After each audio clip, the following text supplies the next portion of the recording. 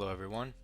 We have a game with the white pieces against Socilla bitches, rated 1812. We're going to bring out our bishop on move 2 towards the center, followed by our knight. He copies us, so queen g4 is the move that we play when he undefends this pawn by copying us in this line. Now he goes up. Wait, what? He's a little bit confused. He was expecting something normal.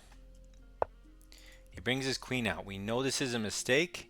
We've seen it before because of knight d5. He takes the pawn. We are forced to move over, and it's his turn. But now he has two things under attack, and he has no further threats. So he plays g6, which stops one of the threats, not the other one. Takes, check.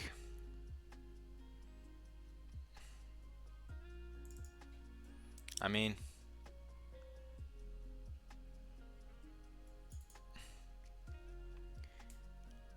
knight h3, his queen is under attack, and it can go here. And then we go here and here and trap it.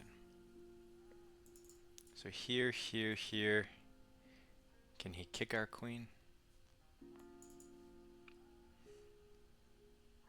So maybe we have to go queen f3 and then trap it. Let's go knight h3 and attack the queen.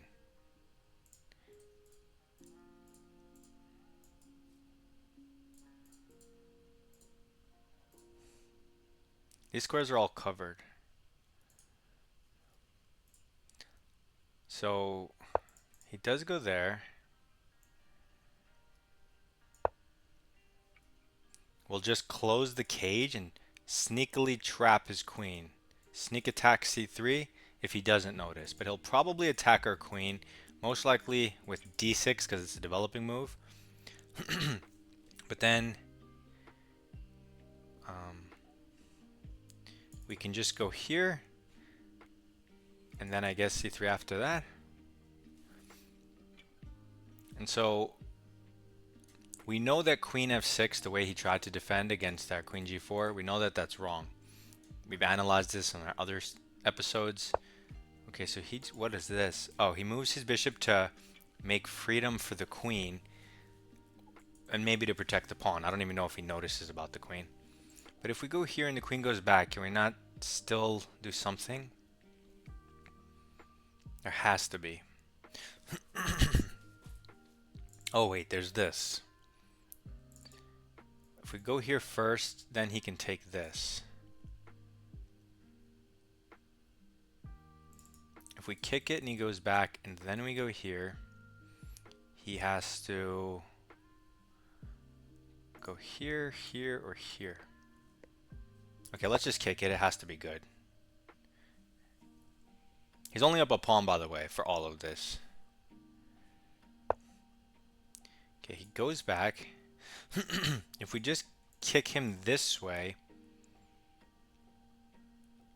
he has those two squares. So if I go here and he goes here, what is that exactly? Not sure. So this, I can keep kicking pieces. If I push the pawn or bring out the bishop or something else.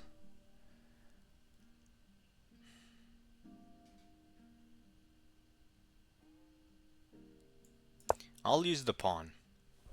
Stay a little flexible with the bishop. Maybe I can kick the knight at some point. It looks very awkward for him. He might not even want to go here because then he can't develop his bishop. So I don't need to have like a specific move follow-up. He can't bring out his light square bishop at all, right? So that already that's pretty good. We don't want to just let him bring out his stuff though, so what do we want to do? We can always take this, but I don't want to. this, if he tries to develop his knight, we can kind of do this. We could bring a rook here maybe. Maybe we bring the bishop out and threaten, well, this he can take.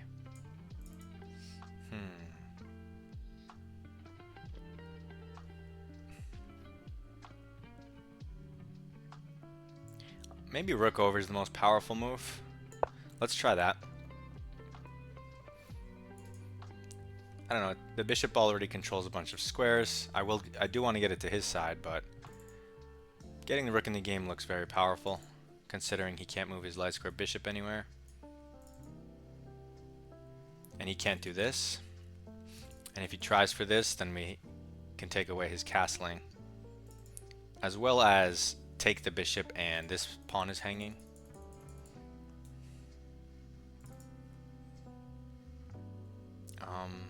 Yeah, he can't move forward with any of his minor pieces, so they're not, you know, he just can't move them, any of his minor pieces or his rooks.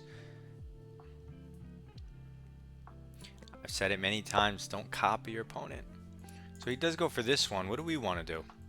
Can we just attack the queen? This works, right? Because he can't interpose on e6. So wait, rook here. His queen is just hit. He can't move it without sacking it. If he has to try to counter our queen with this, but that doesn't do anything once we move our queen. So yeah, let's just do this. If he takes our knight and we take the queen, he has to take our rook, and then we take the knight. So I guess at best he can get a rook for it. Okay, so he does counter our queen.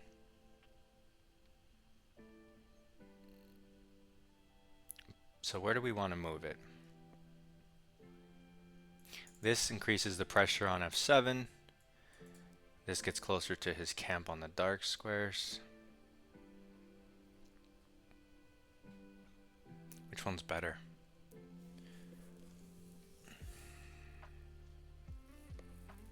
Let's just go here, because he's about to hang a queen. This covers a lot of squares, adds pressure. We can put our knight in here, so maybe don't take away the square from the knight, or the bishop, right? So yeah, this looks like a nice square, logical. And walks into this. But what does this do? Can I just take his knight and then his queen is still trapped? Because this pawn is defended by the knight, so his queen doesn't escape. So that's just an extra free piece that we wouldn't have had if he didn't do that. But it was a good try. Because if you take the queen, he takes the queen, and then you can't take the knight because of the rook. So it was a good try, but luckily the b4 pawn is protected.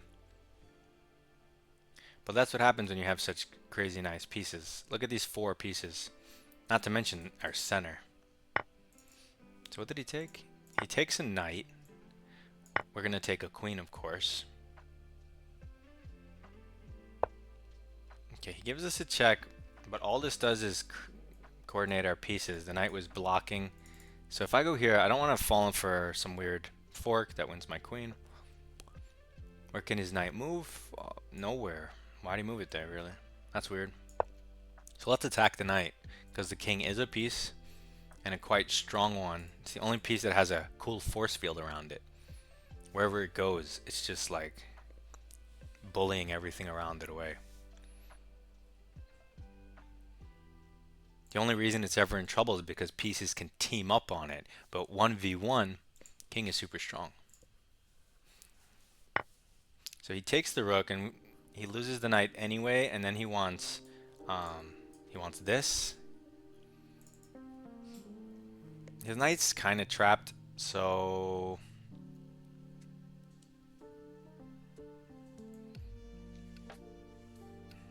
well, do we have a checkmate sequence? If we go, I guess he can always escape this way. So we can make a checkmate sequence by going here. This move threatens checkmate in 1. Now I cut off his escape route to the left. So now he really doesn't have any good moves. And I don't really care about the knight, the bishop, or even my rook. He'll never... Look, you see these pieces? Look at that bishop. It's not moving, and that means the rook's not moving. So it's just a terrible construction. We can attack the rook. That seems reasonable. Let's just do that. We're targeting this, we're targeting this. The knight can come in, the rook can come behind. And really no one cares about his knight. I don't even want to waste a turn taking it. And so you can kind of see the mindset that I have when it comes to, let's say, this piece hanging and I'm just leaving it there. And how you might automatically just snap take. So he moves the rook. But we can now throw in, I don't know, a queen check, a bishop check, either one. We can move this away with check. We can win the rook with the queen. If we go here and he just runs, I don't have a cool follow-up, so for now let's just take the rook.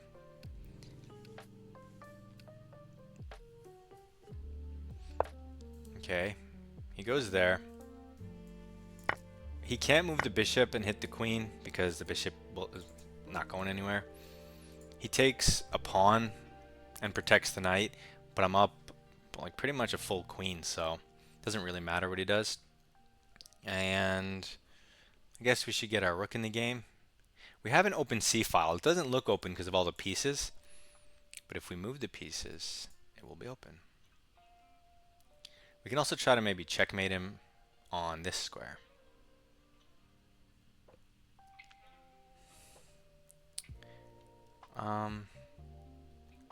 Okay, let's get our knight back in the game. He's gonna move this and take our rook, and I want to take his pieces, his active pieces. Like, I'll trade them because I just want to. Okay, I was gonna say I just want to checkmate him, but now he's threatening to develop his bishop and hit our queen. So we're gonna move our queen to the pawn. I said let's see if we can attack, and he can't really defend it in comfortable ways because the knight's hanging here and the bishop is hanging here. I'm surprised he's not going for some tactic to win my rook. But I guess maybe he doesn't see it. I mean, I guess he waited too long. I'll move my rook, might as well. And then I'll go for this pawn. I let him take, I let him have tactics against the rook, but he didn't use them. Might as well move the rook. I'm going to attack this pawn, and like I said, he can't really defend it. And when you take it with the queen, his king is kind of toast. You bring the rook in at the end, and he doesn't have anywhere to go. These pieces of black, they might look nice here, these two minor pieces, but they're actually doing nothing. They have no bearing on the game, so I'm just going to ignore him. Move my knight, not to hit the bishop, but to hit the pawn.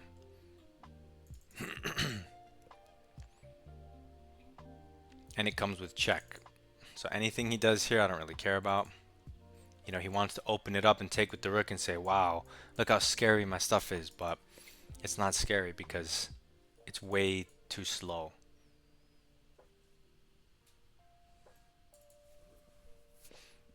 Like I said, there's no convenient way to defend this, so that's the problem. And even if you move it, the problem is the square, not the pawn. And my pieces are just way too active. The only thing is my dark square bishop, but at the very least it's controlling his rook. Okay, so let's throw in this check. And where's he going? I mean, he has to go here. It's not a choice, but... Okay, so what's he threatening? Not even to take with the rook because the bishop covers. So let's set up checkmate threats with knight takes pawn.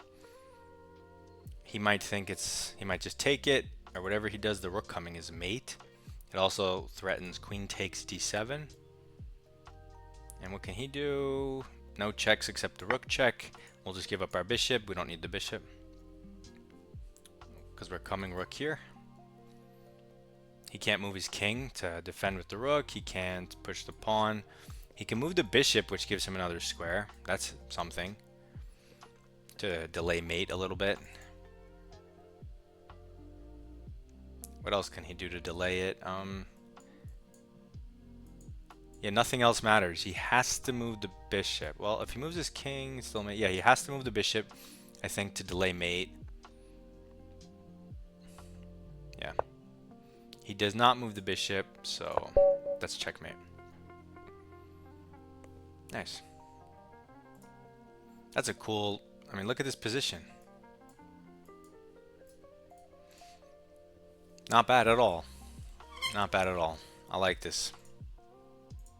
So let's go over the game. We have a bishop's opening against an 18-12 Sozilla.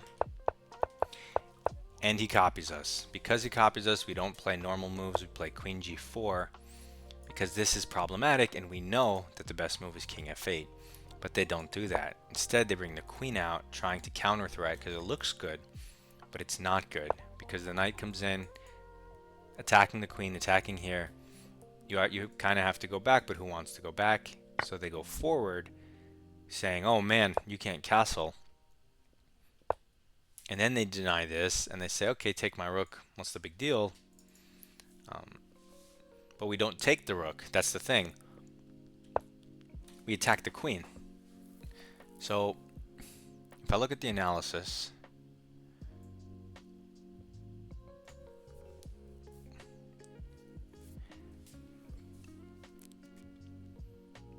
yeah, it's a 95% game. I was curious to see if knight h3 was the best move, but since the evaluation is plus 3.3, only if you play knight h3. If you take the pawn and go for the rook, it's just a plus 0.4. So just a tiny bit better, but extremely complicated. So if you want to win in this position, you have to play the move I played. I mean, you could win without it, but if you want the winning advantage to remain plus 3.3, you go and hunt the queen. It can only go to the middle of the board. We close the cage threatening c3, and there's just no good response, and that's just the problem. It's a weird line, but I've seen the queen get trapped like this before, so I'm aware of these ideas. So it worked, and I went for it. And people much higher rated than him are gonna fall for stuff like this, because if you don't specifically know this line that it gets trapped, I mean, it's easy to walk into. So he goes back, which is a decent attempt, but we still hunt the queen. I'm curious what the absolute best refutation is. Okay, so rook f... oh no, it changed. Okay, so queen f3, which threatens to take this with check and then take this with check, probably. So queen f3, queen c5, if let's say he wants to escape. We have knight g5, queen f8, knight takes f7. I mean, it's all a little weird. I kind of like my move. He goes queen c5. Oh no, yeah. What am I saying? Turn this off. Okay, we kick the queen. It's saying here they wanted, let's say rook f1 was best, but kicking the queen is still winning. He goes here when he should have gone to f8. I thought this looked weird, but it is weird because it stops his bishop from developing with tempo. Now we go rook f1, one move later, creating the similar threats. He develops his knight, and it looks kind of like, oh, black is holding, but it's plus 4.5. That's huge. And we're down a pawn, right? 1, 2, 3, 4, 5, 6, 7. Yeah, we're down a pawn. But we're up the equivalent of a rook. And you may be like, but I don't see like anything. You're not winning anything just yet. How are you up a rook? And it's because of the weaknesses in his position and the inevitability of me winning something. All the coordination I have between my pieces, the threats that are on the board, and the inactivity of this side of the board, it's just crushing. And I want you to be like, try to see that, try to feel that when you're playing, when you see stuff like this. Even, you should say, oh, white's much better, even if you don't realize they're completely winning. And it's funny because they're saying this isn't even the best move. It's obviously completely winning because you win the queen, but what's the absolute? Okay, it is just the knight check, but what's the follow-up? Oh, he sacks the queen? Wow, what's our threat? Oh, we're threatening some weird mates? Weird computer lines, but yeah, just take the queen. So we noticed this. I was going to put my knight here, and then I noticed, wait, the queen is just trapped with the rook. Let's just win the queen, of course. Because usually people will just resign. But he counters the queen, which does nothing. You can move it anywhere. The computer does like my coordination. +6. He hops this in, which was a decent try, but it just hangs in knight for no reason, so it's +8. And now, for free stuff, we take the queen. This doesn't do anything. Wow. And the computer calculates a mate in 12. It's funny that this is mate in 12 if I go to the right, and if I go to the left, it's mate in 17. Somehow, it delays the mate by 5 moves. That seems kind of crazy, but it doesn't really matter. Anyway, I just moved my king because I was in check. And he takes the rook. Now it's mate in 7 apparently. Hold on, it's move 16. And we mated him on move 28. So there's a mate in 7, but we mated him in 11. Okay, so we start with this, just cutting off his only escape route. They wanted him to play f5 to cut off the coordination and the weakness on the f7 square, but he didn't do that. He just moved the rook, and you can just mate by bringing your queen in here. Yeah, that's kind of obvious. But in my head, I'm like, this is totally crushing. Let's just kick the rook and check with the queen. Also fine, it's +10, so it's okay. And they called it a blunder because I had a mate in. I didn't mate him in 4. I only was +10. I'm sorry, engine. And that's why I didn't have 99% accuracy, because my +10 blunder. Wow. Okay, so you can take the pawn, of course, or you can still go for mate. We take the pawn, and again, there's still mate, there's still free stuff. Doesn't matter what you do. I mean, you guys can win this however you want. I go for the rook, bring in some pieces. His king is messed up. You should at the very least be able to see here that black is toast. He has no way, no counterplay. You should deem this completely useless. This stuff doesn't matter. And he's going to get mated. We bring in the queen. We bring in the rook. We bring in the knight. And then check. Then we hunt his king. And instead of the mate in 7, we got the mate in 11. Engine's very mad about that, so hopefully this shows you that when you play the bishop's opening, we want them to copy us because we love playing queen g4. And they're supposed to play king f8, or you can play g6, but either way, you don't play queen f6, because the second you do, the evaluation immediately jumps to +0.9 due to this move. Takes, king over, and now again, it's only a small advantage for white if you go king f8. If you do anything else, it jumps immediately to over +2.5 or higher. So, because moving the king not only protects this pawn, but it takes away the fact that this comes with check. So after I take it, you can move the rook. And what have you really lost as black?